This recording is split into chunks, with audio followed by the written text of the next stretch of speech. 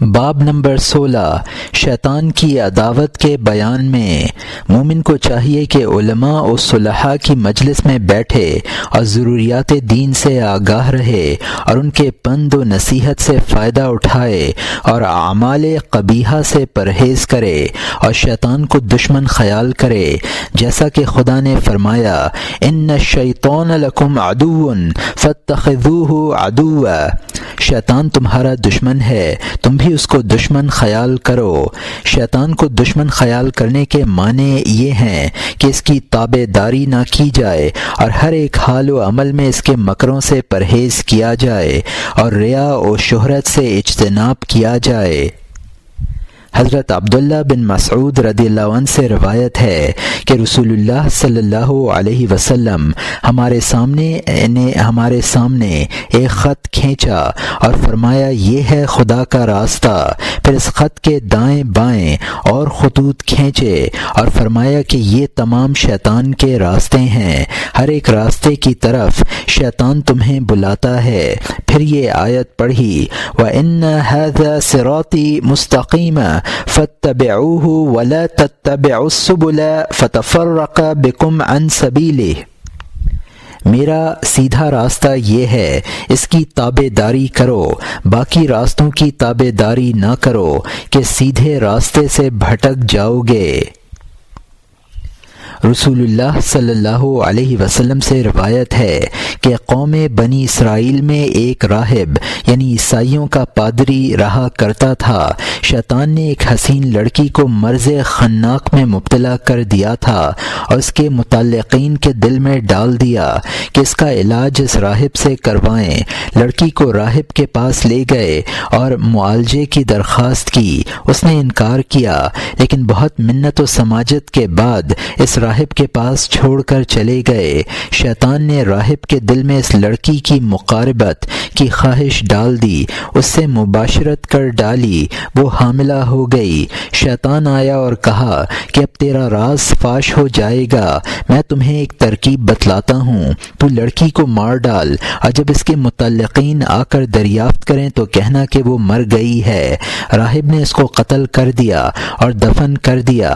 اب شیطان لڑکی والوں کے پاس گیا اور کہا کہ راہب نے تمہاری لڑکی کو حاملہ کر دیا ہے، پھر قتل کر کے دفن کر دیا ہے۔ لڑکی کے مالک اس کے پاس آئے اور پوچھا، راہب نے کہا کہ وہ مر گئی ہے۔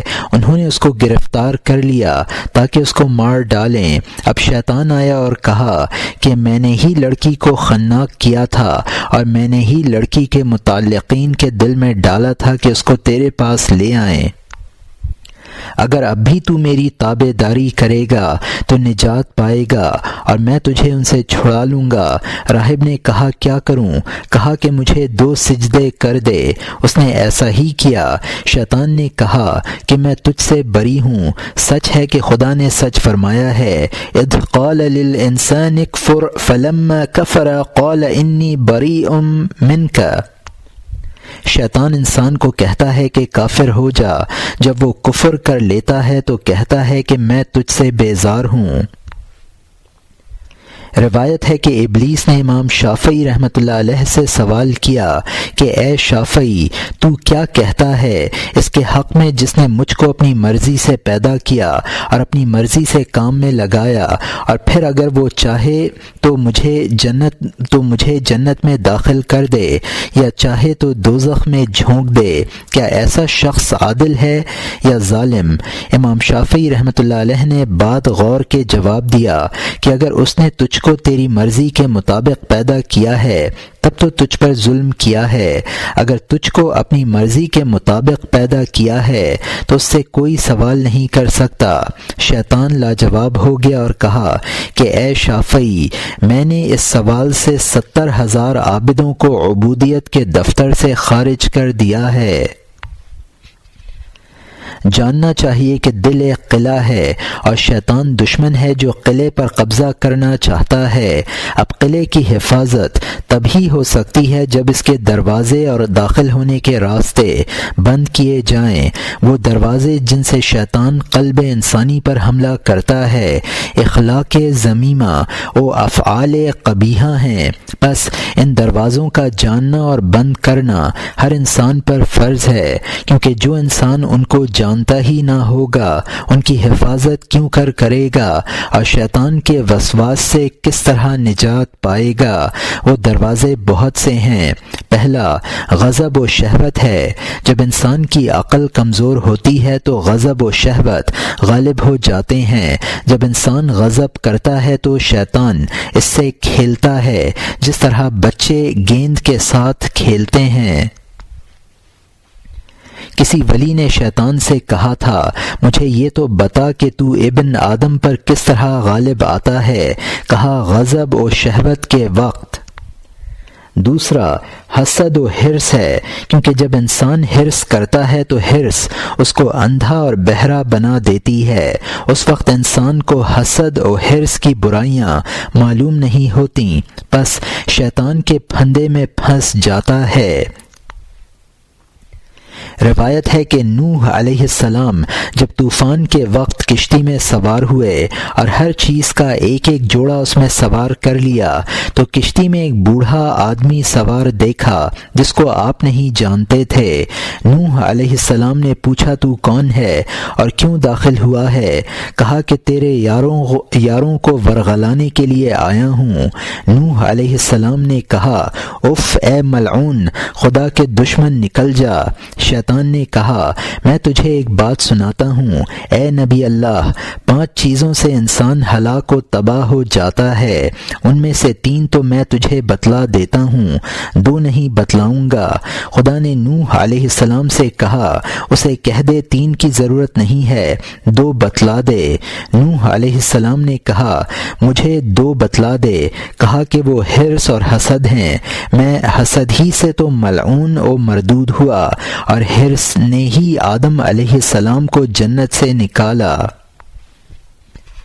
تیسرا دروازہ شیطان کا سیر ہو کر کھانا ہے، اگرچہ حلال ہی ہو، کیونکہ زیادہ کھانا شہوات کو قوی کرتا ہے جو شیطان کے ہتھیار ہیں۔ روایت ہے کہ شیطان یحییٰ علیہ السلام پر ظاہر ہوا۔ یحییٰ علیہ السلام نے اس پر ہر ایک چیز کے پھندے دیکھے، پوچھا کہ یہ جال اور پھندے کیسے ہیں؟ کہا، یہ شہوات ہیں جن سے میں ابن آدم کا شکار کرتا ہوں۔ یحییٰ علیہ السلام نے پوچھا، ان میں کوئی میرا بھی پھندا ہے؟ کہا، ہاں، جبکہ ایک رات آپ بہت کھا گئے تھے اور نماز اور ذکر الہی سے غافل ہو گئے تھے۔ پوچھا، کوئی اور بھی ہے؟ کہا، نہیں۔ یحییٰ علیہ السلام نے قسم کھائی کہ اس کے بعد کبھی طعام سے پیٹ نہ بھروں گا۔ شیطان نے کہا، مجھ کو بھی خدا کی قسم ہے کہ میں بھی کسی مسلمان کی خیر خواہی نہ کروں گا اور نصیحت نہ کروں گا۔ چوتھا دروازہ شیطان کا مال و اسباب و لباس و مکان کے آراستہ کرنے کی محبت ہے، کیونکہ شیطان جب اس خواہش کو انسان پر غالب دیکھتا ہے تو اس پر انڈے دیتا ہے اور بچے نکالتا ہے، یعنی اس کی محبت کو بڑھاتا ہے، اور انسان ہمیشہ مکانوں کے آرائش اور ان کی چھتوں اور دیواروں کی زیبائش اور عمارتوں کے بڑھانے میں لگا رہتا ہے، اور مال و مویشی و جامہ و لباس کی زیب و زینت میں عمر صرف کر دیتا ہے۔ جب ان چیزوں میں اس کا دل جم جاتا ہے تو یہ سلسلہ کہیں بند نہیں ہوتا، یہاں تک کہ موت سر پر آ موجود ہوتی ہے اور وہ اسی شیطانی راستے اور نفس پروری میں لگا رہتا ہے، بس اسی حالت میں مر جاتا ہے، نعوذ باللہ۔ 5واں باب شیطان کا لوگوں سے امید کرنا اور خدا سے سوال نہ کرنا ہے۔ صفوان بن سلیم نے ذکر کیا ہے کہ ابلیس عبداللہ بن حنظلہ رضی اللہ عنہ کے پاس آیا اور کہا، اے ابن حنظلہ، میں تجھے ایک بات بتلاتا ہوں، اسے یاد رکھیو۔ اس نے کہا، مجھے اس کی حاجت نہیں ہے۔ شیطان نے کہا، دیکھ، اگر اچھی ہوئی تو اسے لے لینا ورنہ رد کر دینا۔ اے ابن حنظلہ، خدا کے سوا کسی سے سوال نہ کرنا اور غضب نہ کرنا، جب تو غضب کرتا ہے تو میں تیرا مالک ہو جاتا ہوں۔ چھٹا دروازہ شیطان کا کاموں میں جلدی کرنا اور سوچ سمجھ کر کام نہ کرنا ہے۔ رسول اللہ صلی اللہ علیہ وسلم نے فرمایا ہے کہ جلدی کام شیطان کا ہے اور آہستگی کا کام رحمان کا ہے، کیونکہ جلدی نہ سمجھی کی حالت میں شیطان اپنی شرارت کو انسان پر غالب کر دیتا ہے اور اسے معلوم بھی نہیں ہوتا۔ روایت ہے کہ جب عیسیٰ علیہ السلام تولد ہوئے تو شیطان کے شاگرد ابلیس کے پاس آئے اور خبر دی کہ آج صبح بت سرنگوں ہو گئے ہیں۔ شیطان نے کہا یہ کوئی حادثہ وقوع ہوا ہے، ٹھہرو میں خبر لاتا ہوں۔ زمین کے دونوں کناروں پر اڑا مگر کچھ نہ پایا سوائے اس کے کہ عیسیٰ علیہ السلام تولد ہوئے ہیں اور فرشتے اس کے گردا گرد بیٹھے ہوئے ہیں۔ شاگردوں کو آ کر خبر دی کہ گزشتہ رات ایک نبی پیدا ہوا ہے، کوئی عورت ایسی نہیں جو حاملہ ہوئی ہو یا بچہ جنی ہو کہ میں اس کے پاس نہ ہوتا سوائے اس واقعہ کے۔ پس اب اس رات کے بعد یہ امید نہ رکھو کہ بت پوجے جائیں گے، اب تم بنی آدم کو جلد بازی اور ناعاقبت اندیشی کے بتوں کی عبادت کراؤ۔ ساتواں دروازہ شیطان کا درہم و دینار، مال و اسباب، زمین و زر، عمارت و اراضیات وغیرہ ہیں، اسباب دنیاوی ہیں، کیونکہ ان میں سے جو چیز ضرورت سے زیادہ ہو وہ شیطان کا ٹھکانہ ہے۔ ثابت بنانی رحمۃ اللہ علیہ نے کہا کہ جب رسول اللہ صلی اللہ علیہ وسلم مبعوث ہوئے تو ابلیس نے اپنے شیطانوں سے کہا کہ کوئی عجیب حادثہ واقعہ ہوا ہے، تلاش کرو کہ کیا ہے۔ وہ گئے اور تھک کر واپس آئے اور کہنے لگے ہمیں پتہ نہیں ملا۔ کہا کہ میں خبر لاتا ہوں۔ آ کر کہا کہ اللہ تعالی نے محمد رسول اللہ صلی اللہ علیہ وسلم کو مبعوث کر دیا ہے، تم اس کے اصحاب کو گمراہ کرنا شروع کر دو۔ وہ جاتے اور نا امید و محروم ہو کر واپس آتے اور کہتے کہ ہم نے ایسے لوگ اب تک نہیں دیکھے، اگر ان سے کوئی صغیرہ بھی ہو جاتا ہے تو نماز شروع کر دیتے ہیں جن سے ان کا کفارہ ہو جاتا ہے۔ ابلیس نے انہیں کہا کہ ٹھہر جاؤ، تھوڑی دیر میں اللہ ان کو دنیا کا فاتح بنا دے گا، پھر ہمارے جال میں پھنس جائیں گے۔ روایت ہے کہ عیسیٰ علیہ السلام نے ایک دن پتھر کو سرہانہ سر کے نیچے رکھا۔ ابلیس نے کہا اے عیسیٰ تو دنیا کی طرف راغب ہو گیا ہے۔ عیسیٰ نے پتھر کو سر کے نیچے سے نکال کر پھینک دیا اور کہا لے اس دنیا کو تو ہی لے لے۔ آٹھواں دروازہ شیطان کا بخل اور افلاس کا خوف ہے، کیونکہ یہ سخاوت اور خیرات سے روکتا ہے اور مال جمع کرنے اور ذخیرہ بنانے کی ترغیب دیتا ہے۔ بخل کی آفات میں سے ایک آفت یہ ہے کہ اس سے ہر وقت بازار میں بیٹھے رہنے کی حرص پیدا ہوتی ہے تاکہ کوئی خریدار پھنس جائے، اور اللہ کے ذکر سے غفلت و کوتاہی پیدا ہوتی ہے۔ نواں دروازہ ابلیس کے داخل ہونے کا تعصب مذہبی ہے اور اپنے مخالفوں کے ساتھ دشمنی و کینہ وری ہے اور ان کو نظر حقارت سے دیکھنا ہے، اور یہ تعصب عابدوں اور بدکاروں سب کو ہلاک کرتا ہے۔ حسن رضی اللہ عنہ نے فرمایا ہے کہ ابلیس کہتا ہے کہ میں نے محمد صلی اللہ علیہ وسلم کی امت کی آنکھوں میں گناہوں کو زیبا کر کے دکھلایا، مگر انہوں نے استغفار کر کے میری کمر توڑ ڈالی، پھر میں نے اس کی نظروں میں ایک ایسا گناہ زیبا و رعنا کر کے دکھلایا جس سے وہ استغفار نہیں کرتے تھے، یعنی تعصب کو، اور ان کو یہ معلوم نہیں ہوتا کہ یہ ان اسباب میں سے ہے جو گناہوں کی طرف کھینچتے ہیں، پھر اس سے توبہ کیوں کریں گے۔ 10واں دروازہ شیطان کا مسلمانوں کے ساتھ بدگمانی کرنا ہے۔ جب کسی شخص کو لوگوں کی عیب جوئی کے واسطے بدگمانی کرتا دیکھے تو جان لے کہ وہ خود خبیث و بدباطن ہے اور اس سے اس کا خبث مترشح ہوتا ہے۔ پس انسان کو چاہیے کہ اس خیال کو دل سے دور کرے اور اللہ کے ذکر و فکر میں مصروف رہے کہ یہ عادت زائل ہو جائے۔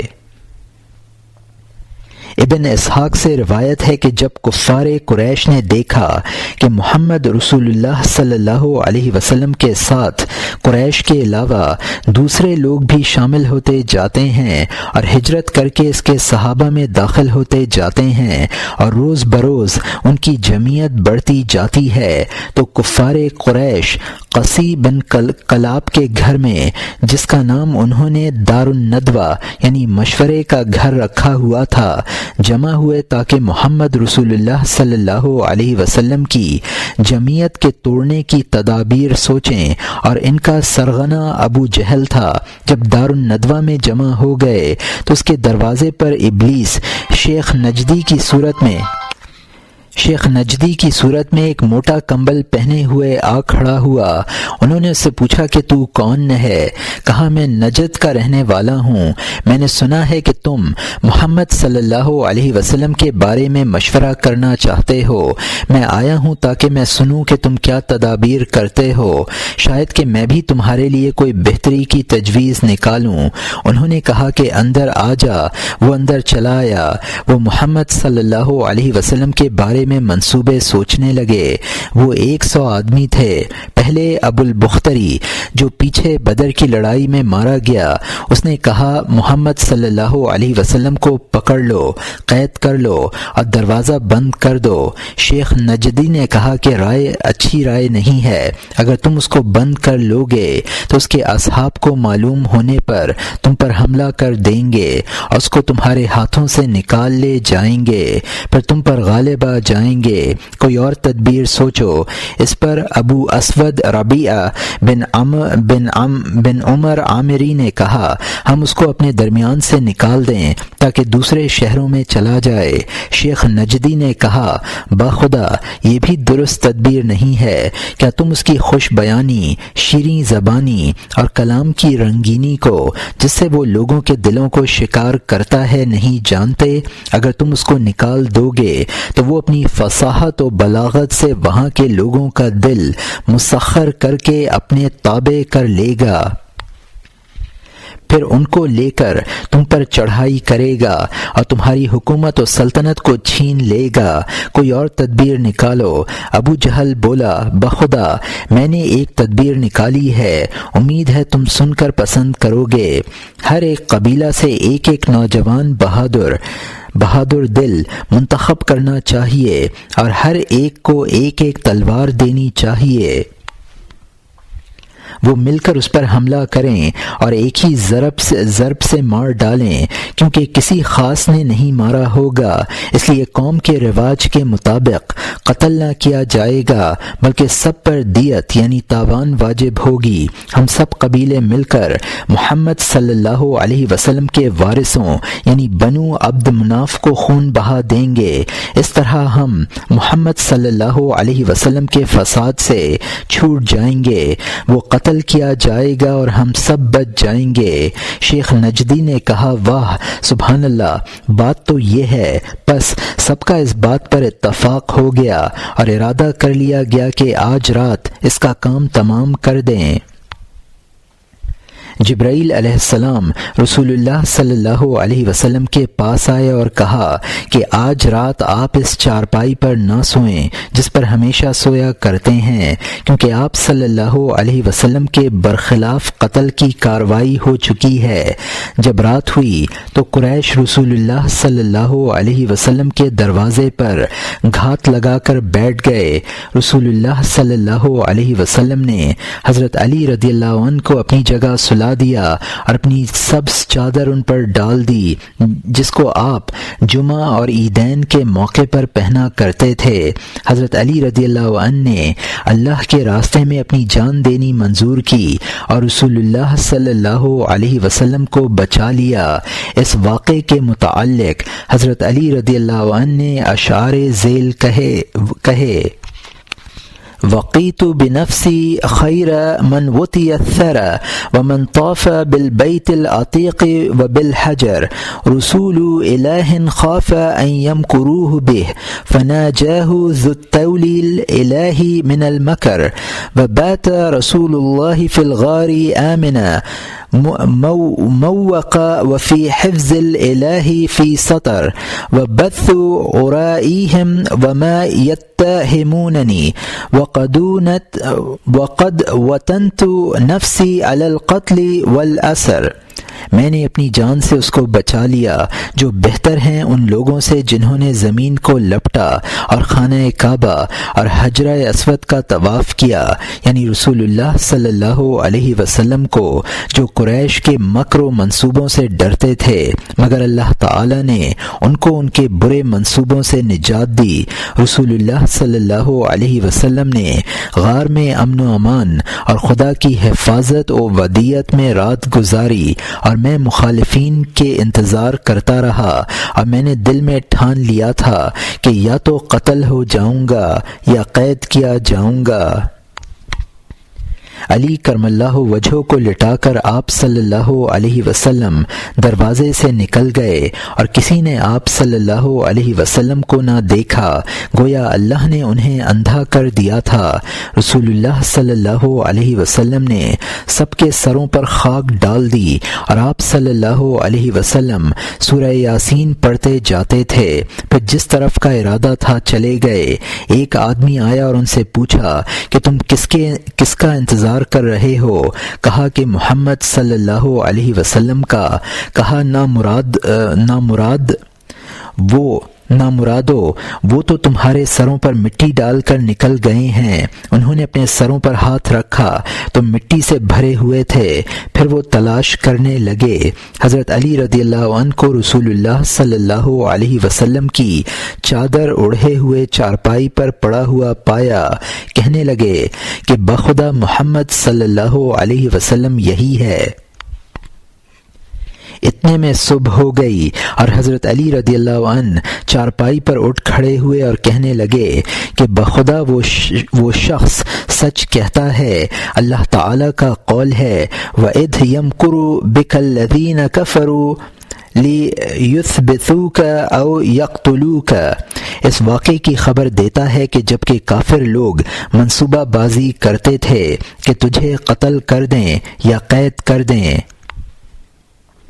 اور اس کے حسن انجام کے متعلق کسی کا شعر حسب ذیل ہے لا تجزى عنا فبعد العسر تيسير وكل شيء له وقت وتقدير وللمقدر في أحوالنا نظر وفوق تدبيرنا لله تدبير۔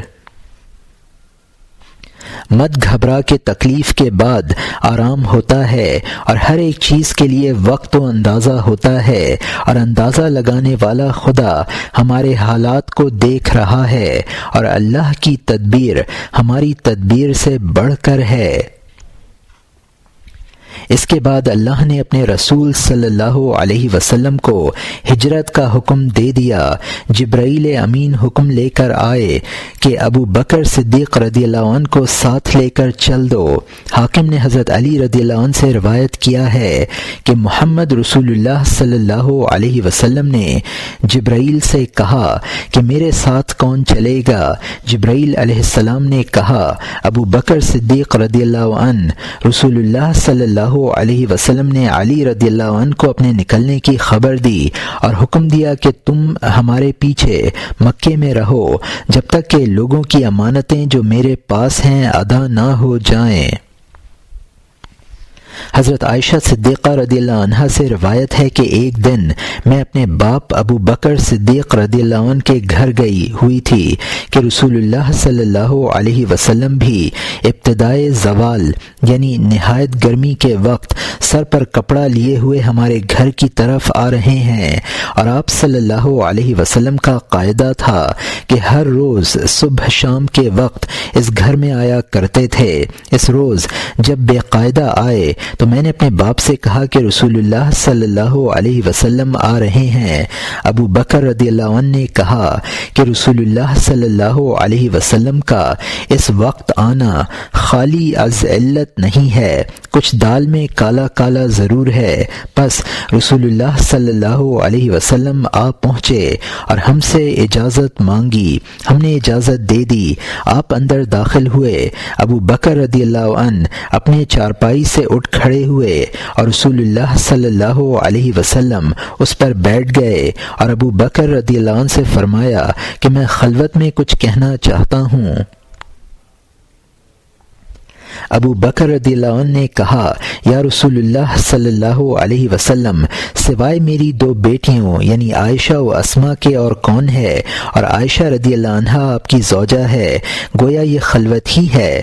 آپ صلی اللہ علیہ وسلم نے فرمایا کہ مجھے ہجرت کا حکم ہوا ہے۔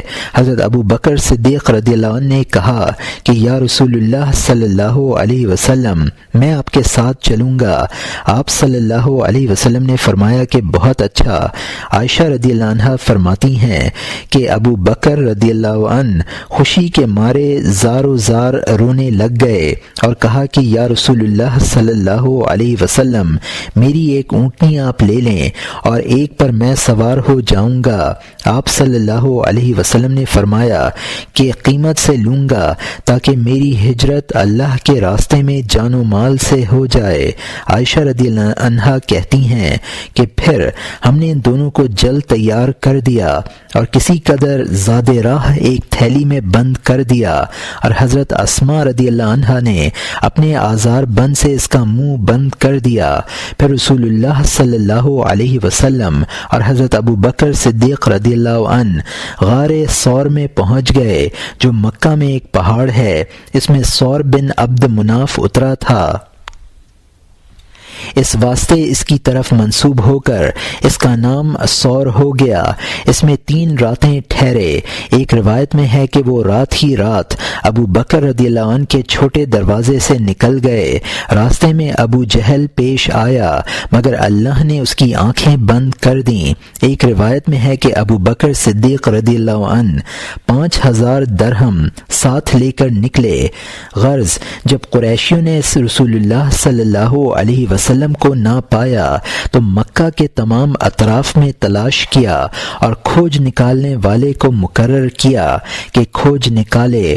اس نے دیکھا کہ کسی کا قدم غار ثور کی طرف گیا ہوا ہے، وہ اس کے پیچھے ہو لیا۔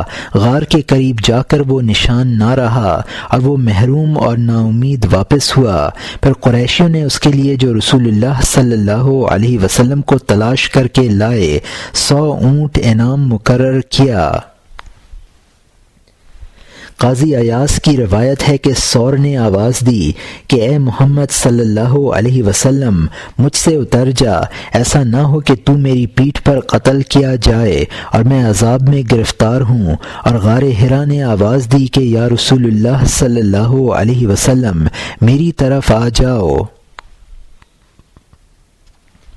روایت ہے کہ جب رسول اللہ صلی اللہ علیہ وسلم اور ابو بکر رضی اللہ عنہ غار میں داخل ہوئے تو اللہ تعالی نے اس کے دروازے پر درخت غیلان یعنی کیکر اگا دیا۔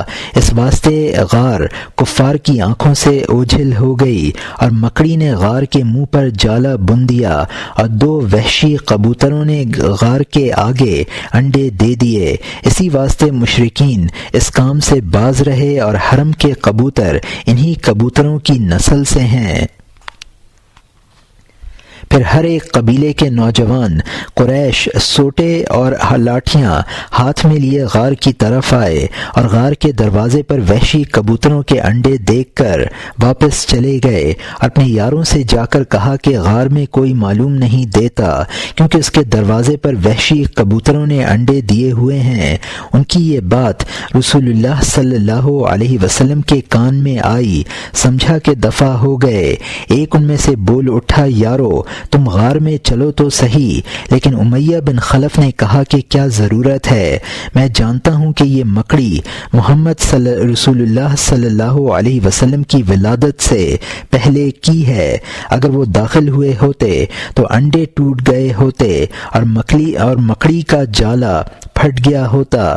سبحان اللہ، کیا شان عزتی ہے کہ ناتواں جانوروں نے وہ کام کیا جو لشکروں سے بھی نہ ہو سکتا۔ درخت نے مطلوب یعنی آپ صلی اللہ علیہ وسلم کو چھپا لیا اور طالب یعنی قوم قریش کو گمراہ کر دیا۔ مکڑی نے جالا بن کر طالب یعنی قوم قریش کا راستہ روک دیا۔ اس مضمون کو ابن نقیب نے اشعار ذیل میں کیا خوبی سے ادا کیا ہے۔ ودود القز نسجت حریرا یجمل لبه في كل شيء فإن العنكبوت أجل منها بما نسحب على رأس النبي۔ ریشم کا کیڑا اگرچہ ریشم بنتا ہے جس کی زیبائش تمام چھینٹوں سے بڑھ کر ہوتی ہے، مگر مکڑی کا درجہ اس سے زیادہ ہے کیونکہ اس نے محمد رسول اللہ صلی اللہ علیہ وسلم کے سر پر جالا بنا۔ بخاری و مسلم کی روایت ہے کہ حضرت انس رضی اللہ عنہ کا بیان ہے کہ ابو بکر صدیق رضی اللہ عنہ نے مجھے کہا، اے انس، جب ہم غار میں تھے تو میں نے رسول اللہ صلی اللہ علیہ وسلم کو کہا کہ اگر کوئی ہمارے قدموں کے نشانوں کو دیکھ لے تو شاید ہم تک آپ پہنچے۔ رسول اللہ صلی اللہ علیہ وسلم نے کہا، ہمیں کیا ڈر ہے جب اللہ ہمارے ساتھ ہے۔ اور بعض تاریخوں میں یوں لکھا ہے کہ اس کے جواب میں رسول اللہ صلی اللہ علیہ وسلم نے یوں فرمایا کہ اگر وہ اس طرح سے آئیں گے تو ہم دوسری طرف سے نکل جائیں گے۔ اتنے میں میں نے دیکھا کہ غار کا دوسرا کنارہ کھل گیا ہے اور دریا اس کے کناروں پر آ لگا ہے اور ایک کشتی کنارے پر بندھی ہوئی ہے۔ حسن بصری رحمۃ اللہ علیہ سے روایت ہے کہ جب ابو بکر رضی اللہ عنہ رسول اللہ صلی اللہ علیہ وسلم کے ساتھ جا رہے تھے تو کبھی وہ رسول اللہ صلی اللہ علیہ وسلم کے آگے ہو جاتے اور کبھی پیچھے ہو جاتے۔ رسول اللہ صلی اللہ علیہ وسلم نے اس کی وجہ دریافت کی تو کہتے ہیں کہ جب میں یہ خیال کرتا ہوں کہ کوئی پیچھے سے نہ آتا ہو تو آپ صلی اللہ علیہ وسلم کے پیچھے ہو جاتا ہوں، اور جب یہ سوچتا ہوں کہ کوئی آگے گھات میں نہ بیٹھا ہو تو آپ صلی اللہ علیہ وسلم کے آگے ہو جاتا ہوں۔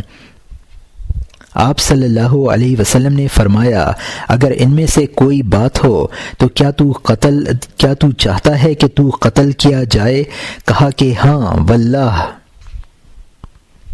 پھر جب غار میں پہنچے تو ابو بکر صدیق رضی اللہ عنہ نے کہا، یا رسول اللہ صلی اللہ علیہ وسلم، ذرا ٹھہر جائیے کہ میں آپ کے واسطے غار صاف کر لوں۔ پھر اپنے ہاتھ سے صاف کرنے لگے، جہاں کوئی سوراخ یا کسی موذی جانور کے بل پاتے تو اس میں کپڑا کاٹ کر رکھ دیتے، یہاں تک کہ سارا کپڑا ختم ہو گیا اور ایک سوراخ باقی رہ گیا۔ اس میں آپ نے اپنی ایڑی رکھ دی تاکہ کوئی موذی رسول اللہ صلی اللہ علیہ وسلم کو ایذا نہ پہنچائے۔ بس رسول اللہ صلی اللہ علیہ وسلم ابو بکر رضی اللہ عنہ کی گود میں سر رکھ کر سو گئے، اور ابو بکر رضی اللہ عنہ کے پاؤں میں کسی موذی نے ڈنگ مارا، مگر ابو بکر رضی اللہ عنہ نے حرکت نہ کی کہ کہیں رسول اللہ صلی اللہ علیہ وسلم بیدار نہ ہو جائیں۔ مگر آنسو رسول اللہ صلی اللہ علیہ وسلم کے چہرہ مبارک پر جا گرے۔ آپ صلی اللہ علیہ وسلم نے پوچھا، اے ابو بکر یہ کیا ہے؟ کہا، یا رسول اللہ صلی اللہ علیہ وسلم کوئی موذی جانور کاٹ گیا ہے۔ رسول اللہ صلی اللہ علیہ وسلم نے اپنی لب اس جگہ پر لگائی اور درد جاتا رہا۔ حسان بن ثابت رضی اللہ عنہ نے کیا اچھا کہا ہے، والثاني اثنين في الغار المنيف وقد طاف العدو به إذ صعد الجبل وكان حب رسول الله قد علموا من الخلائق لم يعدل به بدلا۔ ابو بکر صدیق رضی اللہ عنہ غار میں تھے کہ اس پر دشمن یعنی موذی جانور نے وار کیا۔ وہ رسول اللہ صلی اللہ علیہ وسلم کے یار تھے، جہاں میں ان کا ثانی کوئی دوسرا نہیں ہے۔ رسول اللہ صلی اللہ علیہ وسلم مکہ سے خمیس یعنی جمعرات کے روز نکلے تھے اور 3 راتیں غار میں رہے، اور پیر کے روز غار سے نکلے اور جمعے کے روز مدینے میں داخل ہوئے۔ یہ سارا معاملہ ربیع الاول میں ہوا۔ جب آپ صلی اللہ علیہ وسلم مدینے میں افروز ہوئے تو اس وقت 12ویں ربیع الاول کی تھی۔ حکایت، ایک زاہد جس کا نام زکریا تھا سخت مریض ہوا، یہاں تک کہ اس کی اجل کا وقت آ گیا۔ جب اس کی نزع کی حالت قریب ہوئی تو اس کا ایک دوست آیا، اس کو کلمہ شہادت کی تلقین کرنے لگا۔ زاہد نے منہ پھیر لیا اور کلمہ نہ پڑھا، پھر دوبارہ کہا، اس نے پھر اعراض کیا، اس نے پھر سہبار کہا تو اس نے کہا کہ میں نہیں کہتا ہوں۔ اس کا دوست غش کھا گیا۔ جب 1 ساعت کے بعد ہوش آیا تو زاہد کو بھی ہوش میں پایا۔ زاہد نے پوچھا کہ تم نے مجھ سے کچھ کہا تھا؟ کہا کہ ہاں، ہم نے تجھ کو کلمہ شہادت کی 3 دفعہ تلقین کی تھی، تو نے 2 دفعہ تو منہ پھیر لیا اور تیسری دفعہ کہا کہ میں نہیں کہوں گا۔ زاہد نے کہا، میرے پاس ابلیس آیا ہوا تھا، اس کے پاس پانی کا ایک پیالہ تھا، وہ میری دائیں جانب کھڑا ہو گیا اور پیالے کو ہلانے لگا اور کہا کہ کیا تو پانی چاہتا ہے؟ میں نے کہا کہ ہاں۔ کہا، کہہ کہ عیسیٰ اللہ کا بیٹا ہے۔ میں نے اس سے روگدانی کی، پھر وہ میرے پاؤں کی طرف آیا اور پھر ویسا ہی کہا۔ میں نے منہ پھیر لیا، پھر اس نے تیسری دفعہ ویسا ہی کہا۔ میں نے کہا میں نہیں کہوں گا۔ تب اس نے پیالہ زمین پر دے مارا اور بھاگ گیا۔ تو میں نے اس کو جواب دیا تھا، نہ کہ تم کو، میں گواہی دیتا ہوں کہ اللہ کے سوا کوئی معبود نہیں ہے، اور گواہی دیتا ہوں محمد رسول اللہ صلی اللہ علیہ وسلم اللہ کے بندے اور اس کے رسول ہیں۔ عمر بن عبدالعزیز رحمۃ اللہ علیہ سے روایت ہے کہ کسی بزرگ نے اللہ سے درخواست کی کہ یا الہی مجھے یہ بتلا دے کہ شیطان انسان کے دل میں کس جگہ رہتا ہے۔ اس کو خواب میں ایک شخص کا جسم نظر آیا جو بلور کی مانند سفید تھا، جو اندر باہر سے نظر آتا تھا۔ اس نے دیکھا کہ شیطان ایک مینڈک کی شکل میں اس کے بائیں کندھے پر کندھے اور کان کے درمیان بیٹھا ہوا ہے، اور اس کا ایک لمبا باریک سونڈ ہے جس کو وہ اس کے بائیں کندھے سے اس کے دل میں چبھوتا ہے، اور جب کوئی اللہ کا ذکر کرتا ہے تو وہ اس میں وسوسہ و دغدغہ پیدا کرتا ہے۔